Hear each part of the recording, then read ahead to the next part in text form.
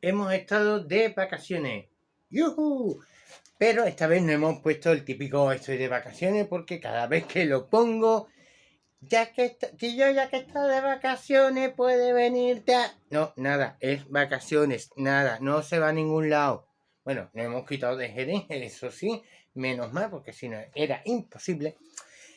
Y nada, y hemos empezado fuerte, pero claro, hemos llegado... ¿Dónde está? Aquí. Fijaros lo que nos hemos encontrado cuando hemos llegado de vacaciones. Toda la madera doblada. Dios mío, toda doblada. Un desastre. Oh,